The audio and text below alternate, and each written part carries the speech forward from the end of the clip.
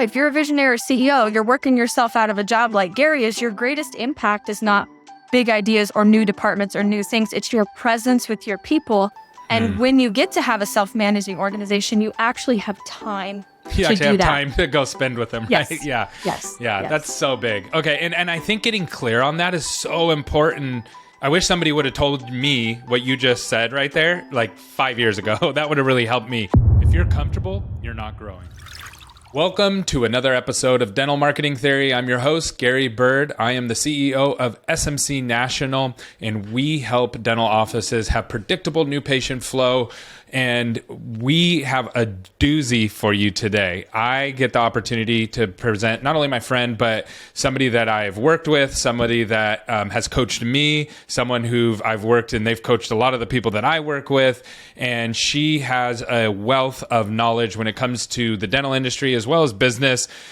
Josey is a partner over at the DEO. And the last time I had you on, Josey, we got the opportunity. You said, hey, I got something that I want to share, but I can't share it yet. And you kind of gave us like behind the scenes kind of peek of what you were going to be doing. And over the last year, you've not only executed on it, but you've began to complete your dream. And I'm super excited to talk through that because when I first met you, you said, Gary, this is what I want to do. I've worked inside of dental offices and I want to help other dental offices to be able to have an operating system that actually helps them grow predictably and without all the crazy headaches that come along with business. Not that you eliminate them completely, but at least you have like a roadmap of what of the direction that you're going to go. Because when you started, there was no roadmap for dental. There was really nothing. You just had to learn the hard way, right? And kind of deal with it. So today, that's a long introduction. And the reason it's a long introduction is because I'm super stoked to have this conversation with you, Josey. So thanks so much for coming on. And I'm excited to jump into this. Thanks for having me, Gary. I love this podcast. I love what you're doing. And it's really fun to see how it's grown. I think I was your third guest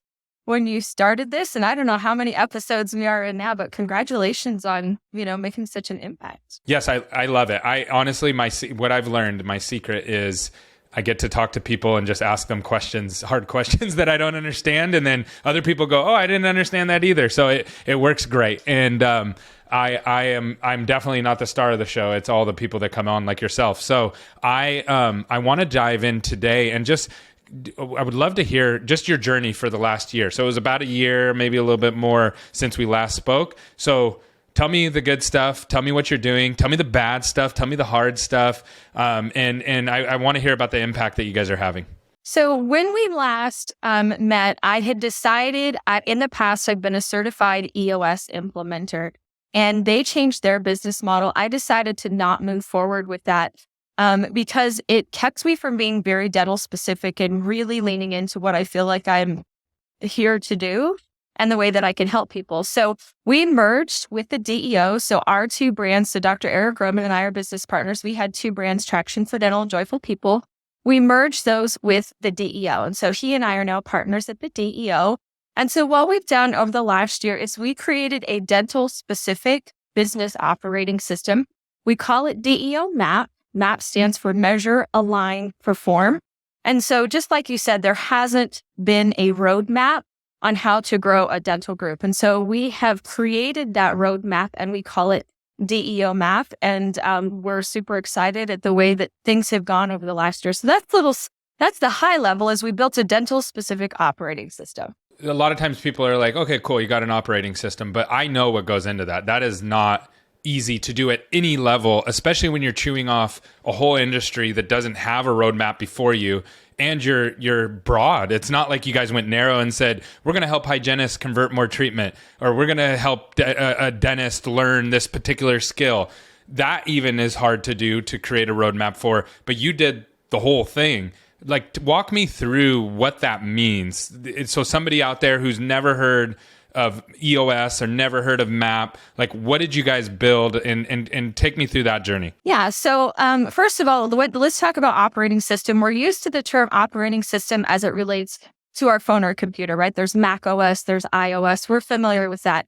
In technology, the operating system is like this thing that runs in the background to make sure that everything operates as a cohesive whole. So when I move my mouse and I click print, my printer starts automatically working. It makes sure that everything works together. I don't have to know that computer language. We are not talking technology. I don't have a software. Someday we will. I do not have a software, right? So this is a business operating system. So this is kind of like the thing in the background to make sure all of the different pieces and parts of your business act as a cohesive whole. So we help people, we have what we call 10 foundational elements. And so we help people clarify their vision, determine who they are with their core values. We help them outline their strategy for growth, help them have effective meetings, effective planning. But again, this is specific to dental. So one of the things that we had to do as we built this operating system is to come back to say, what is the journey that dental groups go through? And so some of the language that we've created, almost like you talk about patient journey all the time, we needed to outline what is the business journey. So we have, the way that we outlined it is hey, you have a practice, a business, and then an organization. So a practice might be single location doctor. It's completely dependent on that doctor to provide the revenue and really the leadership and the thinking. So if something happens to that doctor and they go skiing and break their wrists or something awful, that practice is going to tank, right? Because they are the primary revenue generator. Now, once you get to where they start adding maybe some associates, maybe some additional locations, they start to add in a couple of leaders around them, they start to systemize things, they move from being a practice into being a business. A business has different issues that they're going to struggle with. Now, it might not be dependent completely on that primary owner dentist for revenue generation, but we're dependent on them for the thinking and the leadership decisions and the growth of the practice, and they're still having to put a ton of energy into that. But as they grow and continue to elevate leaders, to build infrastructure, to create systems, what happens is they go from being a business to an organization. When you're an organization, you know who you are. You know where you're headed. This is more about executive level development. This is when you start to bring in, rather than maybe having a homegrown leadership team where maybe you had a dental assistant or a hygienist that was really passionate and they wanted to learn marketing. This is when we start to need that actual marketing expert as on our leadership team, or we need that finance expert on our leadership team rather than fractional support. So their issues and problems they struggle with are very different. It's, what type of funding are they going to have? How are they going to grow, through acquisitions or de novos? How are they going to continue to build who they are? So now when you get to be an organization or a thriving organization, that will grow whether or not that visionary CEO is present. So our ultimate goal in this is to create a self-managing organization.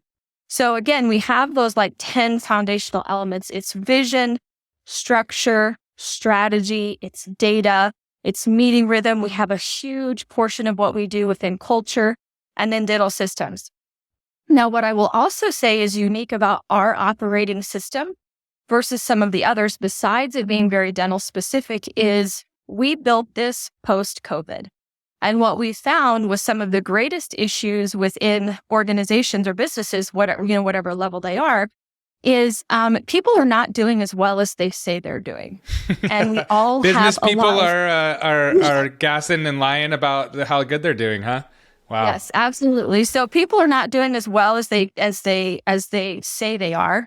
But one of our foundational principles, the first thing that we teach anybody, is that you have one life space. And I think we even talked about that a little bit in our last episode when I said work-life balance is a lie, it's harmony. And so what we teach is that we have one life space, meaning who I am personally and professionally, that's not two different people. And so we've added in an element of almost like a personal operating system. But how can we incorporate that one life space and give people the safety to talk about what's going on in their lives and work together as a team, but also to work with their team members who might be struggling? So we do have an element of peak performance, health, and wellness included in our business operating system, because what we know and what we've seen is as we work on the health of the leadership team, and I'm talking physical, mental, spiritual health, right? How healthy are their relationships? How well are they doing? When the team is healthy and the individuals are healthy, it just spreads to the rest of the organization. And that's where we can really make an impact. Wow. Okay. So there's a lot there. And So where are you spending most of your time right now? Are you spending it most at the helping those people who are at the practice level trying to get to the business level? Are you working with the business level trying to get to the enterprise? Where are you spending most of your time? So I have two other coaches that do what I do. So within DEO, a couple of things. So we have one program that's called implementation. That's kind of like your personal training, right? That's where you work with a coach privately, and we work with you and your leadership team. So we have 3 coaches, and we have about 50 people inside that implementation program. But if you're a member of DEO, you're going to get access to this content, and we teach it every month.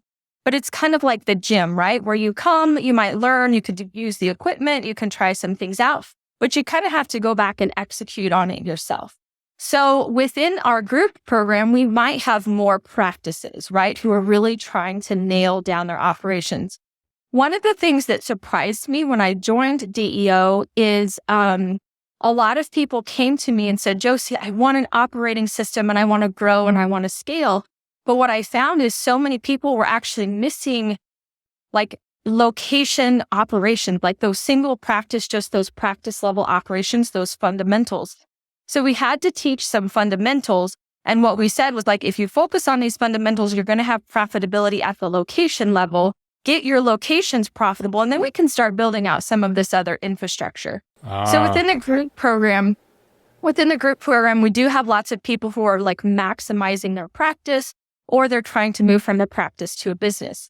Within implementation, we have a wider mix. So it might be that I've got some that have just added 1 location or 2 locations, or even some that have 7, but they don't have infrastructure organization. It's like 7 different practices rather than like a group.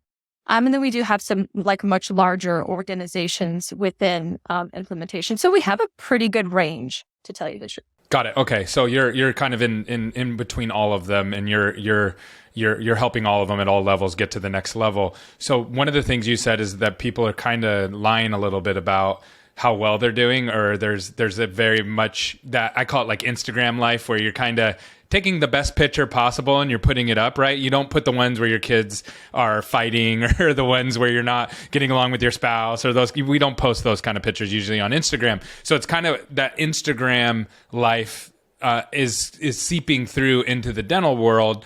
Why do you think that is? Why do you think that people are struggling and not really where they're at? What's the biggest culprit that's holding people back there? I think it's just that they feel ashamed or they feel guilty. And unfortunately, many of us just think like I'm the only one that doesn't have it figured out. And so they haven't found this community where they can be really open and safe. One of the things that I've loved about being part of the DEO is we have mastermind calls, we have group coaching calls, we have events. And when we're together, we try really hard to just make it a very, very safe place. And so like when I taught a webinar a couple months ago on levers of profitability, I talked about the times when we almost didn't make payroll. I talked about the times when we locked ourselves into a room and came up with plan C that was like, we would do this, this, and this, but don't do it. Don't open this envelope until this happens. And, we file it away. Yep. So, I was on a call with a couple last week, and she's the dentist. He's the business person. And they're working through some things, and they were being introduced to our program and what we do. And I just said, you know what? It's okay. They were worried about this extra practice. And I said, it's okay if it's just started and you're not like in the green yet, or you're not break even. That's very normal. And for them to just hear that they were not an utter failure was a big deal. So I think that part of it is we have to find those communities where we can be safe. We had a call last month. We did this series on the recession. And one of them was about if you have to lay people off, it was flexible staffing models. And we had Emmett, who everybody just loves and adores and looks up to, got in front of all of our members and was very open about what Community Dental Partners has been through the last year and the struggles that he's had and what it's, the weight on his shoulders. So I think that people don't know when is a safe place for me to share these things. Where can I find the community? And then can I trust the community that if I share with them, I'm struggling, it's not going to be used against me. So it's just not a normal thing for people to feel, or not a natural thing for people to know. I have found, 100%. And I have leaned into that really heavily because I used to be very, very scared. I used to think that as a CEO, that it was my job to have all the answers and that I had to have everything buttoned up. And so I would pretend like I did. And it's the fake it till you make it mindset. And I don't know if all entrepreneurs are that way, but I'm assuming that a lot of people starting businesses kind of start there. Like, I have to have all the answers. And what I learned is not only do I not have all the answers, I don't have the vast majority of the answers. And people can't relate to me if I pretend like I do. And so I just started just telling everybody what I don't know and where I failed. And then I started posting it on social media. And that's when like things started to really open up for me to realize, oh, you don't have all the answers. I don't have all the answers. And it makes people much more relatable. And you actually, this is the biggest thing that I didn't realize it would happen. That's when I actually had people showing up and wanting to help me. So people would come and go, oh, you're struggling with that? I actually do have the answers. I do have the expertise with that, including my team. And that's been the most amazing thing to me. And I actually learned it in COVID, because during COVID, we lost 75% of our revenue overnight, like gone. And we didn't lay anybody off. We took out a bunch of loans. And I just showed the team every week, hey, here's where we're at. And this is how much money we have. Here's our runway. Hopefully the economy opens back up. If not, we're all in trouble. We're all going to be without a job. And at that time, I had the bravery to do that because there was nowhere else hiring, right? It wasn't like people were going to leave. I just wanted to be as honest as possible because I didn't really have the situation made me be that way. But when I saw how it brought us all together, I instantly knew this is how I need to operate all the time. I just need to be honest with people, be transparent, be vulnerable, tell them I don't have the answers. And that's when we really grew as a company. So I can really relate to that. So on that same vein of that thought, I'm just thinking through my head, like, what would the audience want to hear from this? Where are the practices getting stuck? Like, where is the area that you just go over and over and over again? That's where they're stuck. These are the common places the log jams happen. Yes. So I do want to come back to this idea of transparency and vulnerability, but to answer your question, like, hey, if my practice is struggling, what are the fundamentals? Maybe I'm not even sure. I can't put my finger on what the fundamentals are. For us, it comes down to 3 systems. Now, we could go super deep into any one of these. Now, number 1 is something that you talk about all the time, and it's patient experience or patient journey. So what we've had people do is we have them think about, a lot of people just overcomplicate systems and process, and we want to simplify this as much as possible. So we have created where we were like, hey, let's think about your patient experience. Let's think about it in like a chronological. First, you have to attract them, then you convert them, then you connect with them. You diagnose, you treat, you whatever. And so creating first the patient experience, and then what we do is for each of those like chronological, like those major milestones along the way, what we do is say, what does ideal look like? What is our system or our process? And how would we measure this? That's where a lot of people get stuck, is they don't have it measured. So within patient journey, we have a metric for each one of these kind of chronological steps. So if we're struggling in one, we can go back to the step before to say, okay, are we struggling with actually converting them on the phone, right? Mm-hmm. Which is an easy marketing one. If we can get conversion up, we'll see more patients. And then how are we doing with diagnosis? I mean, it's really like what you guys were talking about with your ring and patient journey and all of those things. So step 1 is patient journey. That's one system. Now, there's a lot of things that support that and the ability to execute on that. Yeah. But that's number 1. Number 2 is healthy business systems. And so it's looking at your over-the-counter collections. It's looking at your insurance processing. It's making sure that we are collecting as much as possible, and then looking at fees and different things like that, but systems within. And then the third one is team engagement. And so some very basics on team engagement. So that's having clear KPIs for every team member, having a great morning huddle, right, to make sure that we're maximizing what we're doing in every patient interaction. We would, something that I think works really well for us at Carolina's Dentists, we grew very rapidly, is we focused on today and tomorrow. How can we maximize today and tomorrow with every patient interaction? And so we built some of that into the team engagement. But again, team engagement is clear communication, it's KPIs by position, and it's a good morning huddle amongst a couple of things. So within each of those 3 systems, obviously you can go super deep. But again, if you have great patient experience, that's going to, that's your revenue generator, that's production. If you have great healthy business systems, that's your collections process. And then the third one is your team engaged? A lot of people will say to me, Josey, I have a great culture, but if you are not profitable and your team is not performing, you don't have a great culture. Okay, you just really like the people that you work with.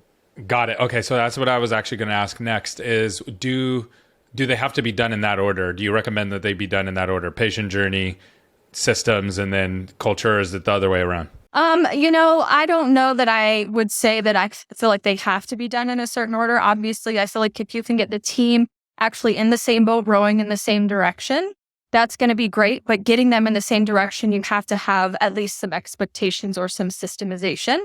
So, a lot of it kind of overlaps. It's not because you're never quite done with any three of them, to tell you the truth. Yeah, they keep going. Okay, so, and we could go a lot into that, but let's go back to the transparency and the vulnerability. So, what did you want to add to that? What are your thoughts around that? So, I was just going to say, one of the questions that I get a lot from people, especially as we enter some like difficult economic times or the business is struggling, is Josey, I don't want to share the numbers with the team, either because I don't want them to know that we're really profitable, or I don't want them to know we're not profitable at all, right? It's kind of these extremes. And so one of the questions I asked, I did a webinar recently, and we were talking about this very thing. And I said, if I was to ask you like to be vulnerable to your team, what comes to your mind? And they all did. And it was like this word blurb that came up. And people felt like if I was vulnerable in front of my team, it was a sign of weakness.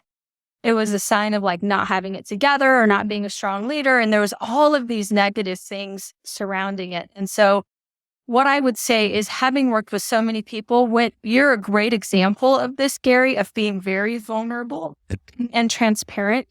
But it's okay to show your team the numbers or to teach them about the business, right? Now, we have a specific way that we recommend you start to show numbers to your team, and that you talk to them about some of these business concepts, so that you do it in a way that it aligns with what's really important to them and what matters to them, and them not just feeling like you can give too much. I've learned that the hard way. You can give too much information. At one point we were like sharing all these numbers, and people were just like, it's way too confusing. But there's definitely a right way and a wrong way to do it. Mm-hmm. You got it. And part of that is actually just teaching a dental team a little bit about dental economics. So we have like a whole process for that. So anyway, what I was going to say is that the strongest leaders are the ones that can be vulnerable and transparent, especially in those difficult times. So if you are struggling, you putting up these walls, your behavior is going to reflect how you're feeling inside. And you're probably feeling not certain or not confident. And you're going to start making decisions based on that. And your team's going to wonder what's going on. And they can tell when you're hiding something. But when you're open and transparent and vulnerable, like you said, that's when they can actually come around and really help you and get the business through those difficult times, rather than you bearing that burden alone. I think one of the greatest gifts for the people that we work with is, we'll ask them like, how's it going? How are you feeling?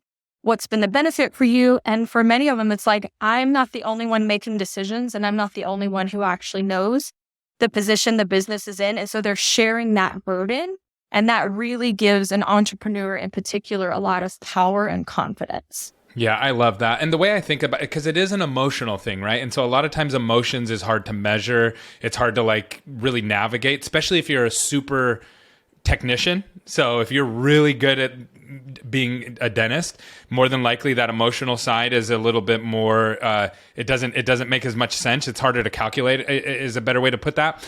And so I totally get that. I get that it's hard to get on that level, but getting people to come alongside of you and really support you is one of the benefits of that. And that goes back to your original statement that you said the goal is to build a business that doesn't need you. And one of the things that I've realized, so I'm trying to build a business that doesn't need me. And that's hard. It's harder than I thought it would be. And here's the reason why. It's not hard for the reason I thought it would be. So being the head of a business, you get this dopamine hit that you're solving everybody's problems and you're putting out fires and only Gary can do it. And Gary's the only one that knows that. And then you start building out and setting up other people for success. And they're like, oh, we don't need you for that anymore, Gary. We're good. And at first you're like, oh, okay, that's cool. And then I go over here and I work on something and I build out another department. And then they're like, we don't need you over there anymore, Gary. And I'm like, okay. And then soon you're like, well, what am I going to do, guys? And at first everybody says they want it. Everybody I've ever talked to, oh yeah. That's what I want. That's what I want. It can make you very insecure. There's been stretches where I'm like, trying to figure out, okay, well, what am I going to do, guys? Or how am I going to provide value? Or how am I going to be a part of that? And I don't know if everybody really wants that or not, or if they just say they do. You know what I mean? Does that make sense? Absolutely. So I think that part of one of the things that we're hitting on with this, Gary, is that as an entrepreneur, we often tie our worth to our business. And so the challenge in creating a self-managing organization is that we've worked ourselves out of a job. And so how then do we define our worth, right? And so it's about redefining and saying, my worth is not solving problems or fixing things for people. My worth is what I've taught these people. My worth is the impacts that I've made, on other people. One of the other things is, we use this term visionary for CEOs, and it's a lot of people get really caught up. And I think that sometimes people become too narrow-minded, like, oh, my greatest gift as a visionary or CEO is my big ideas. And I've actually tried to challenge many of the ones that I work with to say, no, your greatest impact as a CEO is your presence, right? It is just like, because when people are around you, they can't help but to feel that passion that you have for SMC and for your team. And that energy gets transferred to other people and they believe and they buy in. And so if you're a visionary CEO, you're working yourself out of a job like Gary is, your greatest impact is not big ideas or new departments or new things. It's your presence with your people. And when you get to have a self-managing organization, you actually have time You to actually do have that. time to go spend with them, Yes. right? Yeah. Yes. Yeah, Yes. that's so big. Okay, and I think getting clear on that is so important, and having people who've been there before you. I wish somebody would have told me what you just said right there, like 5 years ago. That would have really helped me. But I had to go and learn it. And as I went through it, I had to go through some, not scary from like, oh, the business is doing bad, but scary, like, what am I bringing to the table here? Why am I valuable anymore? Or am I just, I felt like a loser, even though I was successful, if that makes sense. Yeah, absolutely.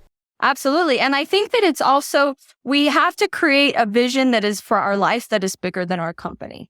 And so, and I think that you've kind of done that already with like the other podcasts, and you're like starting to collaborate more with people, right? So your impact is more industry wide rather than even just at SMC. And so I think if people understand that my impact can grow in various different ways, and it can 10x outside of just my company, when I work myself out of a job, it might feel a little bit more liberating or exciting. Yeah, that's so true. That's really, really, really good stuff. Okay, couple quick questions. If you could have any superpower to help you in business, what superpower would that be? I think the first thing that came to my mind was reading people's minds. That's what everybody always everybody goes there. However, I feel like I do a pretty good job of like trying to get to know people or creating a safe place for them to share with me. So I would say my actual real desired superpower would be to almost be that mirror to show people their worth and show them how important they are to the world around them. Like to actually help people feel perspective. Love Give people the proper perspective. Mm-hmm. Yeah, because I mean, anybody I work with, I want them to feel loved and seen and appreciated and know that they are an amazing human being, no matter what position they're in. So that would be it. Mine would be teleportation. So I could be everywhere. Yes. Mind reading was the one I first picked, and then someone said teleportation to me, and I was like, okay, yes, because then I can just go. Yeah. I could instantly be like in Florida right now, and then I could be back in California for dinner tonight with my kids, and then back to a conference the next day. That would be really cool. Okay, top three to five. You can pick 3 to 5 books or business books or podcasts that you're listening to right now that are just amazing. Yes. Okay. So the book is Be Your Future Self Now by Benjamin Hardy. That is one of them. The podcast, I do love some of the strategic I'm in strategic coach. So I like some of those. I recently just listened to a series it's called The Free Zone Frontier, but it's by a strategic coach, and they're talking about intellectual property, which is really fascinating and interesting to me. I think a worthy book, it's been a while since I've read it, but I think it has a lot of relevance for what we're in right now, was Jim Collins wrote Good to Great, but later he went back and wrote another one that was called How the Mighty Fall. That one was really, really good. And then I also, again, it's kind of classic, but it helped us build a lot of our people structure, was Drive by Daniel Pink, and then The Alliance by Reid Hoffman. So anyway, if you're looking for like leadership, cultural, how do I connect with people, those are some good ones. Okay, give me, those are really good. I wrote a lot of those down, so I'm going to go read the ones that I haven't read yet. Okay, so tell me, really like in a minute, tell me your favorite like client story of like major success of doing the things that you guys have been helping clients with. So that would be probably the Birch Dental team. And so they are north of Chicago. They're in Illinois. So they have a perio group and then they have a general practice group. They have really leaned into our people practices and our cultural stuff. And what's amazing is like our language has become their language and the way that they refer to themselves. And so they were a very high performing practice period. But when they really engaged in the cultural stuff and they started following our Connect, Measure, Coach and having all of these things in place, it was like things just came to life and they have exceeded all of their goals.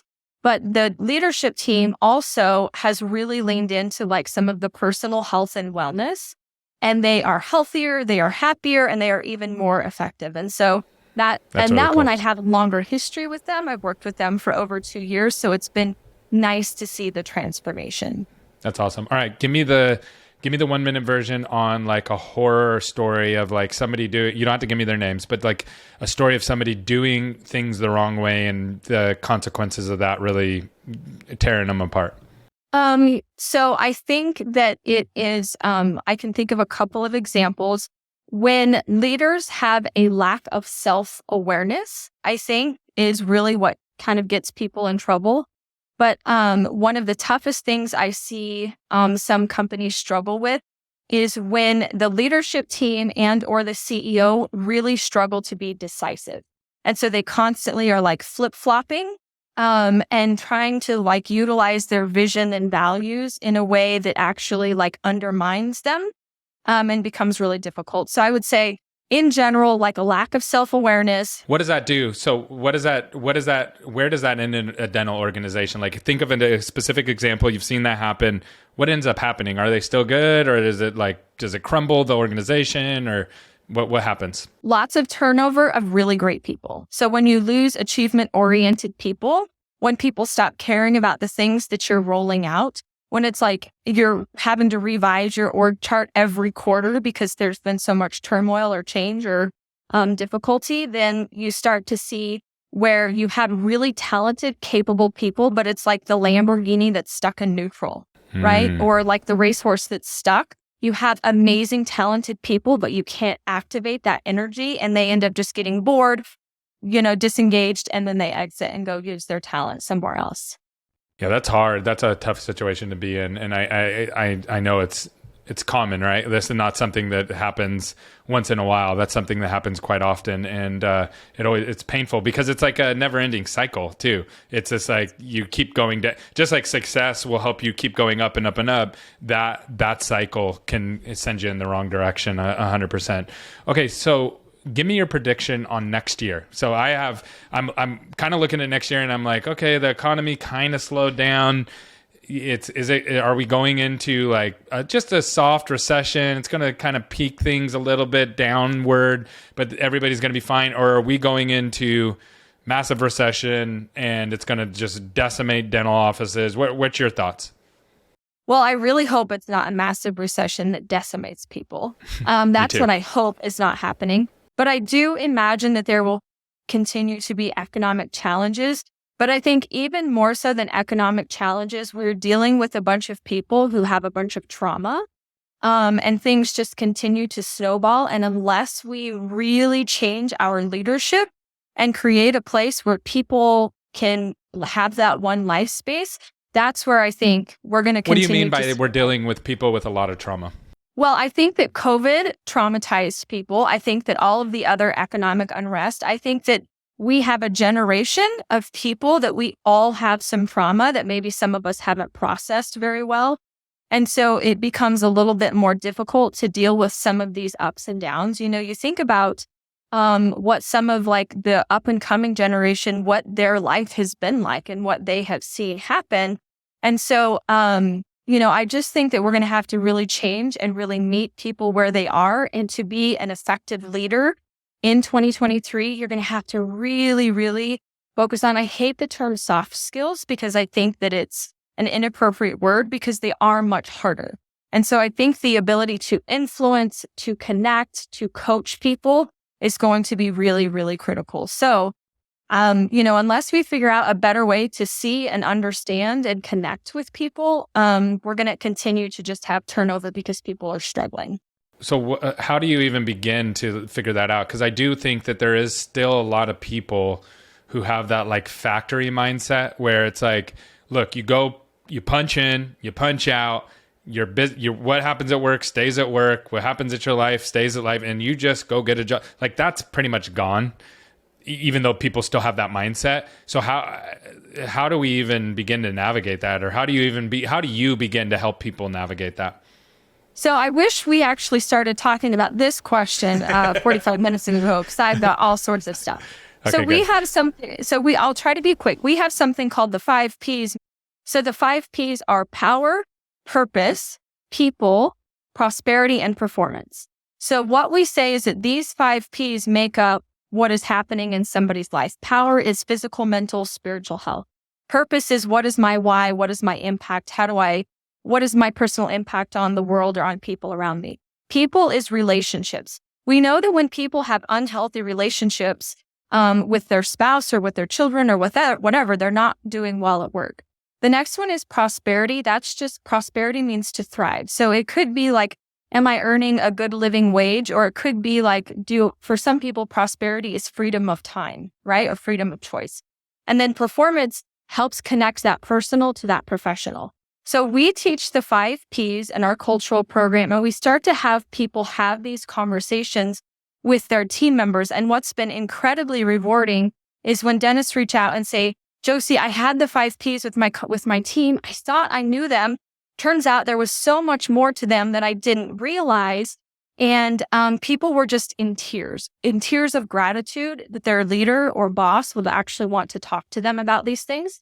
So we have the 5 Ps, but then we do a quarterly check-in. And when we do the quarterly check-in, we connect with our team, we measure their performance, and then we coach them. We coach them either up, in, or out. So up into a new position, in is within their position, or out is sometimes they outgrow the company or the company outgrows them. So when we implement these things, again, it's allowing leaders to connect with their team in a much more meaningful way and align what's important to them personally with what's going on in the business. And when we do that and we have a clear vision for where we're headed, we've got great core values that people can get around, we have clear expectations, then we create a team that becomes really resilient and starts to really take care of each other.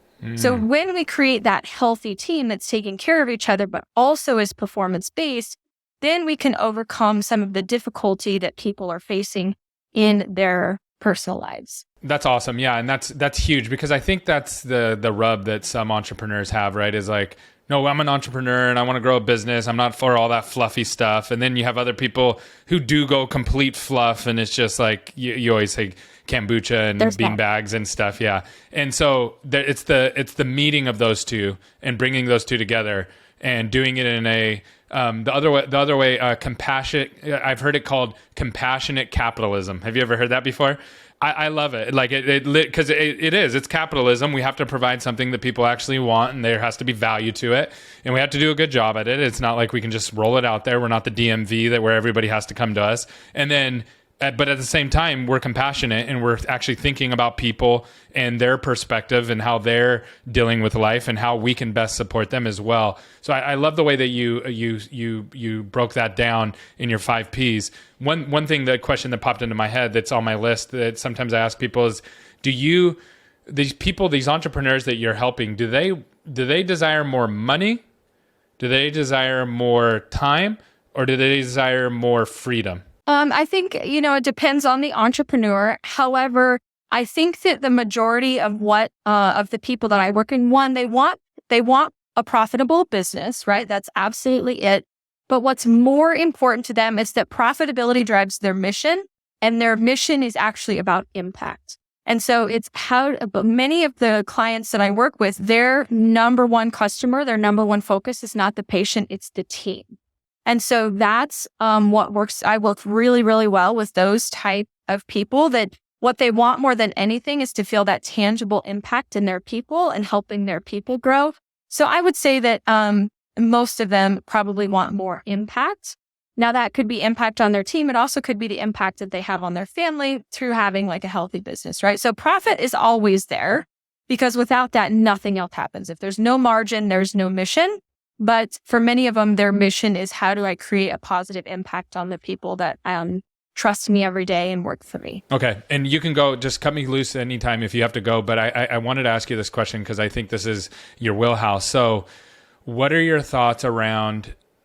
So one thing for me is like, I always thought, well, if I could just get to this level, then I will be really happy, right? Or if I could just do sales, I'll be happy. Or if I could just do account management, or if I could just do emails, or if I could only just do check-ins with people and that's my only job is culture, that would make me really happy. What I realized about myself is that I'm really happy when I get to like work on new stuff and get stuff to grow. And then when it becomes repetitive and it's recurring, then I'm not happy anymore and I don't want to do it and I want to quit and it feels like I'm burning out and all those kind of things. So I realized that like I get to live my dream all the time if I just keep getting to grow new things.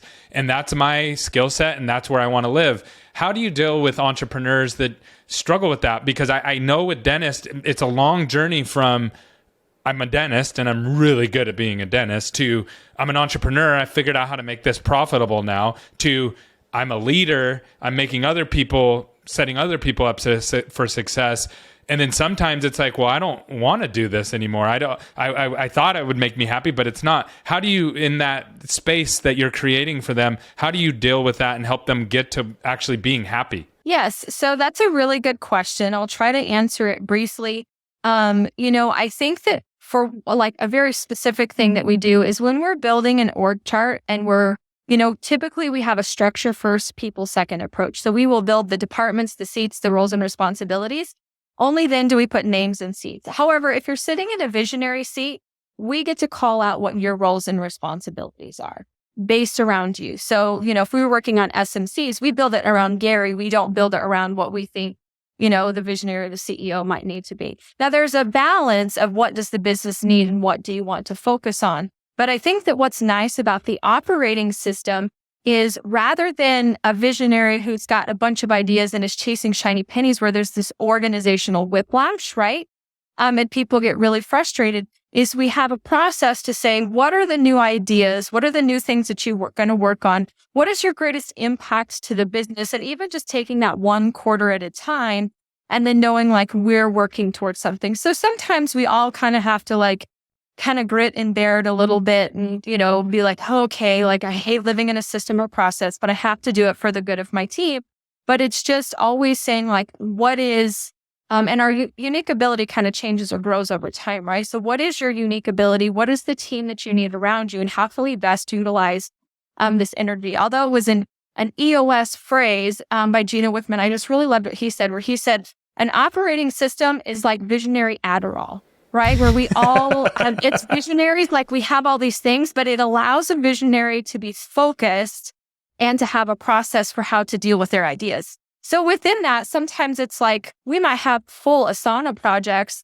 The visionaries get to share all of their ideas. So we don't shut it down. It's just a matter of like when and where can all of that stuff come into play. That's so good. How can people find you? If they want to connect with you, talk with you, what's the best way to do that? Yes. So social media is great. On Facebook, it's Josalyn Sewell. If you spell it right, I'm the only one in the world with that one, so you'll find me there.